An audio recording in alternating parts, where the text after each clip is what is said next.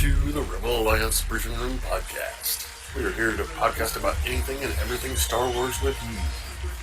Please visit our website where you can play current and past episodes. That's https://RABR.KaileJohansson.us. That's RABR.KaileJohansson.us. On the left-hand side is a navigation menu. You can use this to learn how to load the Rebel Alliance Briefing Room podcast on your Android or Apple phone and tablet. And we have direct links to our podcast on Apple and Google Podcasts. Please participate by connecting to our social media, answering questions of the week, or submitting feedback directly from the site. Again, all of these are available at the Rebel Alliance Briefing Room website at RABR.KaileJohansson.us. And now, it's time to talk Star Wars. I am Kyle John Johansson, and this is Andrew Scott Sutton. Say hello. Hello. This time we're talking about Star Wars Tales of the Jedi Episode 5, Practice Makes Perfect. This is an interesting episode as well. It's Ahsoka-centric, like most of these seem to be. We had some Dooku previously, but this is Ahsoka-centric. And it kind of answers some questions on how Ahsoka was so good at fighting. We'll find out during the episode. This episode was 13 minutes.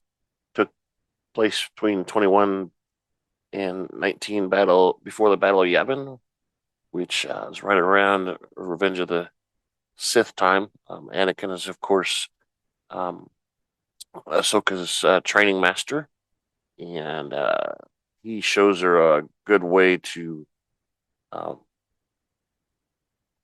become undefeatable in battle.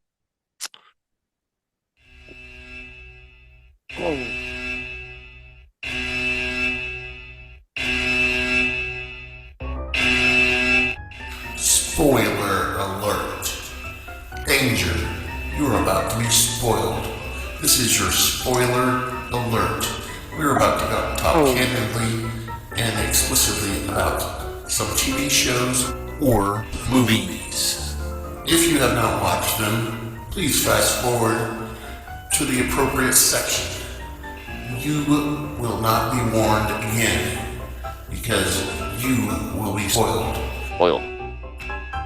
That's right.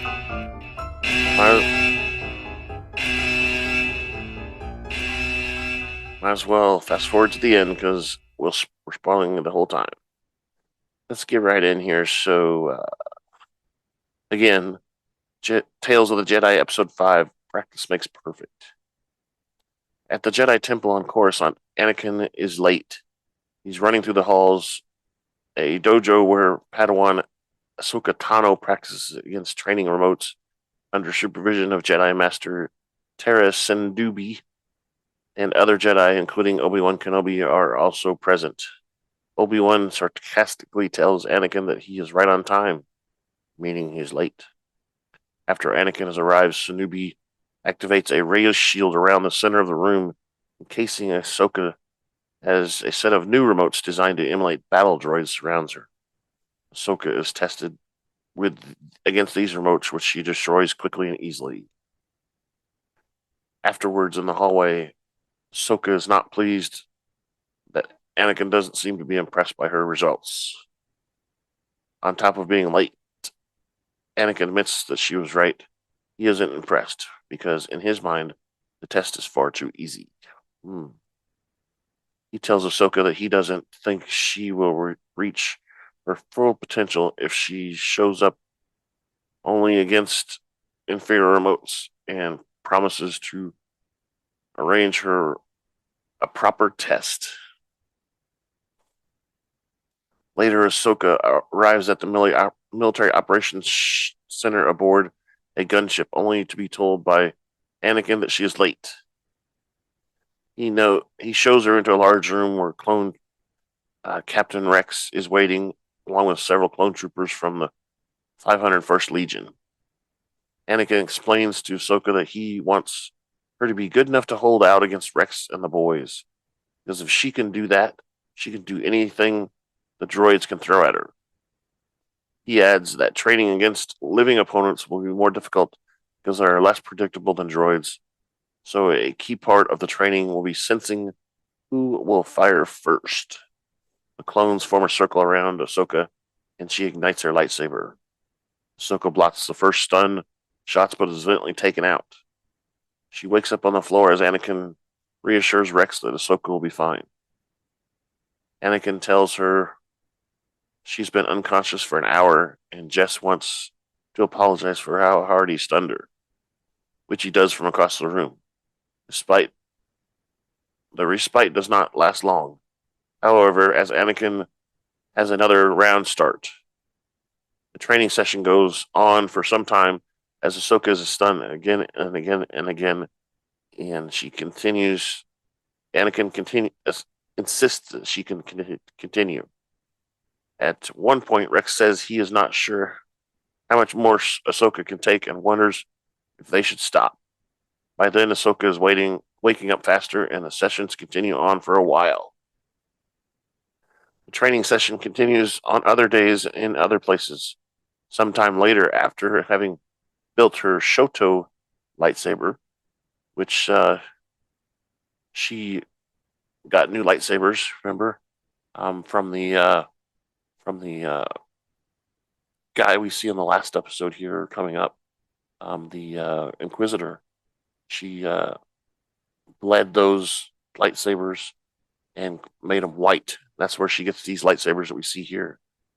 Ahsoka trains against the 501st, who now wear Phase 2 armor in the hangar bay of the Jedi cruiser. Yet again, as Anakin watches, Ahsoka is able to hold out against him for more than 5 minutes the last time, and employs acrobatic leaps and twists as she blocks more stun shots.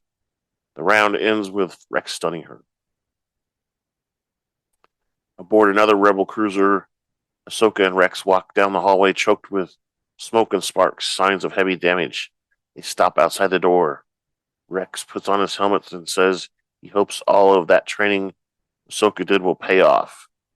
He raises one of his blaster pistols to her back as if holding her prisoner, and she puts her hands up to her head, agreeing with him.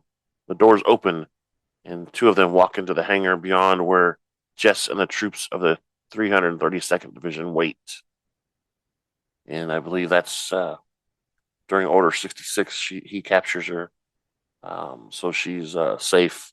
But eventually things happen, as we know. That's the credits. Feedback at KyleJohansson.us. That's feedback, KaileJohansen.us. Feedback. That's right. You can send us email at that address, feedback at KyleJohansson.us. We also have ways on our website on the left-hand side of the page. There's a link for feedback. You can fill out the form and send it to us. There's questions of the week that you can answer. Like today's question for this episode, are we to believe this is how Ahsoka survived Order 66 with Rex? So we know in future episodes of the Clone Wars and everything that and Rebels and all the other animated series that the Bad Batch, that Rex was one of the first to get the chip removed from his head, and apparently he was able to fight off the effects of the chip as well. Anyway, we've got some answers there. You can answer those. We'll be posting this on our YouTube channel, and you can comment there where the video is at.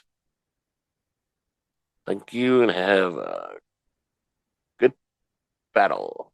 Thank you for listening to the Rebel Alliance Briefing Room podcast. Please visit our website where you can play current and past episodes. That's https:// RABR KyleJorgensen.us. That's RABR dot KAILEJOHANSEN dot US. That's right. Left-hand side is a navigation menu. You can use this to learn how to load the Rebel Alliance Spiritual Room podcast on your Android or Apple phone and tablet. And we have direct links to our podcast on Apple and Google Podcasts. Please participate by connecting to our social media, answering questions of the week, or submitting feedback directly from the site. Again, all of these are available at the Rebel Alliance Spiritual Room website at RABR.KAILEJOHANSEN.US. This podcast in no way is approved, sponsored, or owned by Lucasfilms Ltd., Disney, Disney Plus, or any of its subsidiaries. All opinions are solely owned by Kyle and or Scott. In no way express the views or opinions of their past or present employers. Views and opinions are not supported or restricted by Lucasfilms Ltd., Disney, Disney Plus, or any of its subsidiaries. Any rebroadcast, reproduction, or any or other use of this podcast and its affiliate sites without consent of Super Duper Podcast Network and its host is prohibited. I am Kyle Johnson. This is Andrew Scott. Say goodbye now. Bye-bye.